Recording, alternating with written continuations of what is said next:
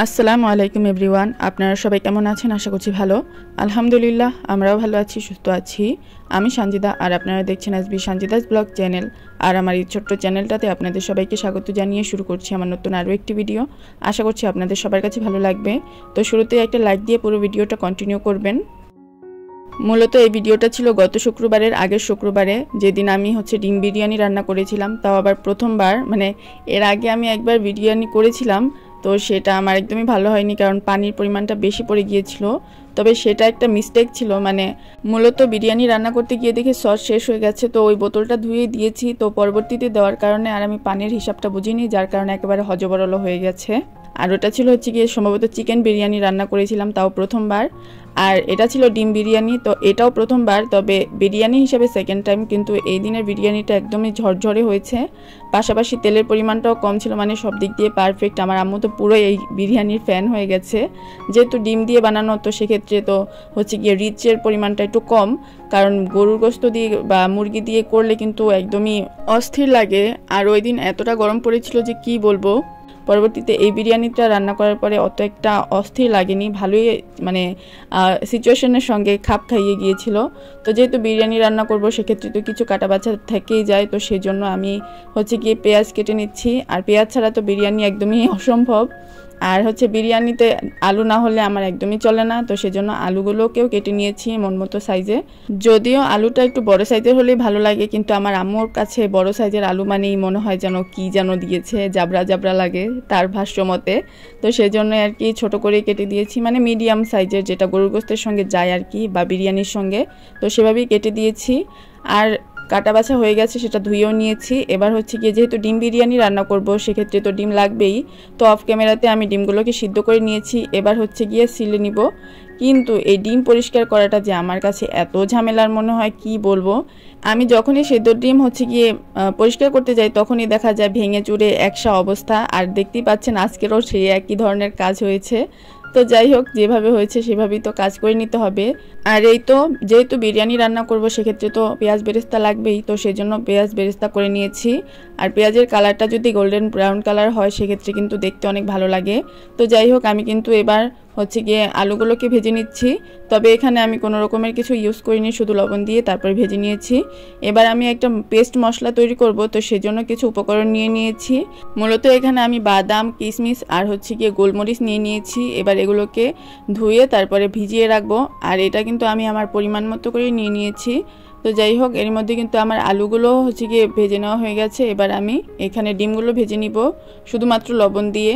তো যাই হোক, এর ফাঁকে আমি গিয়ে ওই একটা পেস্ট করে নিব। তো সেজন্য যে ভিজিয়ে রাখা উপকরণগুলো ছিল, সেগুলোকে ব্লেন্ডারে জারে নিয়ে নিয়েছি। পাশাপাশি আমি এখানে আরও কিছু উপকরণ ইউজ করব, সেগুলো গিয়ে পেঁয়াজ বেরেস্তা, যেগুলো আমি করে রেখেছিলাম। পাশাপাশি এখানে আমি নারকেল কোরানো দিয়ে দিয়েছি, আর এটাকে আমি ব্লেন্ড করে নিয়েছি। আর এদিকে কিন্তু আমার ডিম ভাজাটাও হয়ে গেছে। তো এবার এই ডিমগুলোকে আমি তুলে নিব। মূলত কাজ করার ফাঁকে ফাঁকে যদি বাকি কাজগুলো গুছিয়ে রাখা যায়, সেক্ষেত্রে কিন্তু অনেক উপকার হয়, আর কাজটাও দ্রুত সেরে নেওয়া যায়। তো যাই হোক, ডিমটা আমার ভাজা হয়ে গেছে। এবার কি আমি চালগুলোকে ধুয়ে নিব। এখানে পোলাওয়ের চাল নিয়ে নিয়েছিলাম। আর এখানে আমি আগেই চালগুলো ধুয়ে নিচ্ছি, কারণ পরবর্তীতে একদম তাড়াহুড়ো লাগে, তো তখন একদমই হজবরল অবস্থা হয়ে যাবে। তো চালগুলোকে ধুয়ে এবার গিয়ে আমি আমার জন্য একটু সময় বের করে নিয়েছি। মূলত আগে তো অনেক ভিডিওতে আমি বলেছিলাম যে আমার গিয়ে কাজের ফাঁকে চা খেতে হয় মূলত 12টার দিকে, 11টা 12টা যখন হয় তখন। তো সেজন্য আমি আমার জন্য চা বানিয়ে নিয়েছি। তো দেখতেই পাচ্ছেন, এবার গিয়ে চাগুলো খেয়ে নিয়েছি অফ ক্যামেরাতে। এবার আমি রান্নাটা বসিয়ে দিব। তো দেখতেই পাচ্ছেন এখানে তেল আর আমার বানানো ঘি দিয়ে নিয়েছি। এবার গরম মশলা আর গিয়ে পেঁয়াজ দিয়ে দিয়েছি। সেগুলোকে দিয়ে ভালো করে ভাজা হয়ে গেলে তারপরে গিয়ে বাকি প্রসেসটা করব। তবে আমার তো গিয়ে রান্নার সময় আগেই আমি লবণ অ্যাড করি, তো সেভাবেই আমি করে নিয়েছি। আর যখন পেঁয়াজটা ভাজা হয়ে গেছে, তখন আদা রসুন বাটা দিয়ে দিয়েছি।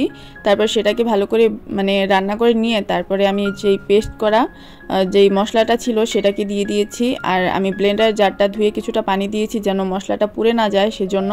তো এবার হচ্ছে গিয়ে বাকি মশলাগুলো দিয়ে দিব। বাকি মশলা বলতে এখানে আমি ইউজ করেছি লাল মরিচের গুঁড়া আর হচ্ছে গিয়ে বিরিয়ানি মশলা। তো সেটাকে দিয়ে ভালো করে মিশিয়ে ভালো করে কষিয়ে নিব, যাতে করে মশলার যে কাঁচা ফ্লেভারটা আছে সেটা চলে যায়।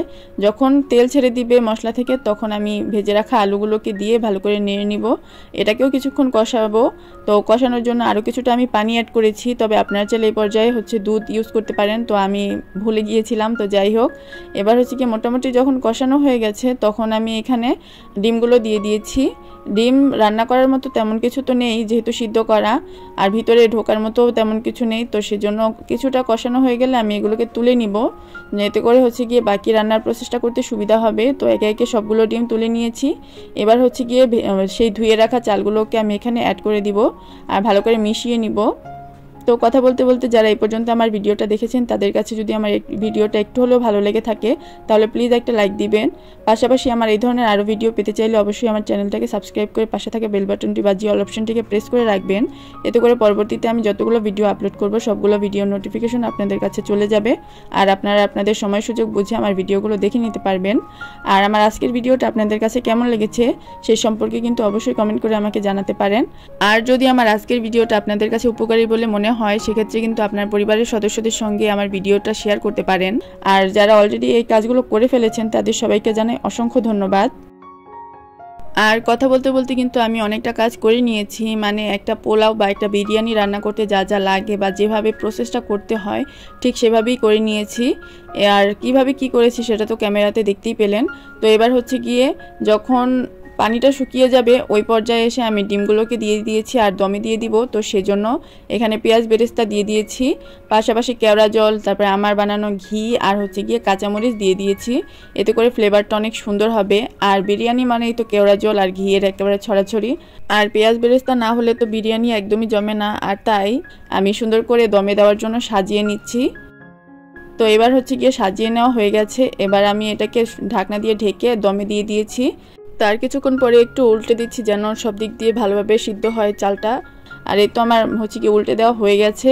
এবার আমি এটাকে ঢেকে রান্না করে নিব। আর এর মধ্যে কিন্তু আমার রান্না করা হয়ে গেছে আর আমি ফ্রেশ হয়ে এসে পড়েছি খাবার খাওয়ার জন্য। অলরেডি সবাই খেয়ে নিয়েছে।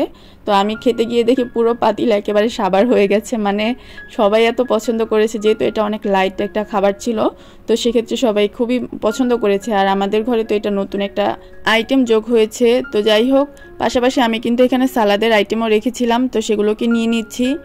আর এখানে শসা, লেবু আর কাঁচামরিচ নিয়েছিলাম, পাশাপাশি পেঁয়াজ নিয়েছি। যদিও বা আগে আমি এই পেঁয়াজটা খেতাম না, পরবর্তীতে আমার ফ্রেন্ডের থেকে আমি এটা খাওয়া শিখেছি। তো যাই হোক, ও এখনও জানে না। তো এরপর আর তেমন কোনো ভিডিও করা হয়নি, কারণ ওই দিন আর তেমন কোনো ওইরকম দেখানোর মতো কিছুই হয়নি। আর এটা হচ্ছে গিয়ে তার পরের দিনের ভিডিও। যদিও বা এটার প্ল্যান ছিল ওই দিনই, মানে শুক্রবার দিন, কিন্তু পরবর্তীতে প্ল্যানটা ক্যান্সেল করে শনিবার দিনে নেওয়া হয়েছে। কারণ বলেইছিলাম যে আগে যে ওই দিন এত গরম পড়েছে যে আর কোথাও যেতে ইচ্ছে করছিল না। তারপর শনিবার দিন হচ্ছে গিয়ে আমি আর আমার ছোট বোন মিলে ঘুরতে গিয়েছিলাম। আমাদেরই এলাকায় একটা পপুলার জায়গা আছে, মানে খুব একটা না হলেও অনেকটাই, মানে এটা নতুনই, মাত্র কয়েক বছর ধরেই এটা চলছে। একটা পার্কের মতো একটা সিস্টেম করা হয়েছে। তো জায়গাটা খুবই সুন্দর, মানে প্ল্যান করা হচ্ছিল অনেক দিন ধরে। কারণ কি জানেন, এই যে শরৎকালের কাশফুল দেখতে যাওয়ার জন্য।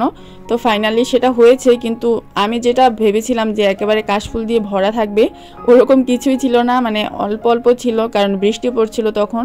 তো সেই জন্যই আর কি ওরকম কিছু করা হয়নি। তো যতটুকু পেয়েছি সেটাই আলহামদুলিল্লাহ। তো এখানে হাঁটতে হাঁটতে দেখি যে ছোট ঘাস ফুল হয়ে আসছে। তো আমার বোন বলছিল যে বড়গুলো না পেলে কি হয়েছে, ছোটগুলো নিয়েই আমরা খেলা করব। তো যাই হোক, এটা হচ্ছে পিছন দিক থেকে জায়গাটার ভিউ। তো তারপরে যেহেতু আমরা ঘুরতে বের হয়েছি, কিছু না খেলে কি চলে, তো আমরা কিছু খাওয়া দাওয়া করলাম। আর এখানে কিন্তু অনেক সুন্দর সুন্দর মানে রুম ডেকোর আইটেম পাওয়া যায়। তো সেগুলো থেকে কিছু কিছু জিনিস কেনাকাটা করেছি। তো কি কেনাকাটা করেছি সেগুলো যদি দেখতে চান অবশ্যই আমাকে কমেন্ট করে জানাবেন। আর এগুলো এত সুন্দর যে কি বলবো, আসতেই মন চাইছিল না, মনে হচ্ছে পুরো দোকানটাই তুলে নিয়ে আসি। তো আসার সময় ঝিলিমিলি বেলুন দেখলাম, তো সেটা একটু ক্লিপ নিলাম। আর এই তো বাড়ি চলে যাচ্ছি। তো আজকের ভিডিওটা এই পর্যন্তই। সবাই ভালো থাকবেন, সুস্থ থাকবেন, আমাদের জন্য দোয়া করবেন। আল্লাহ হাফেজ।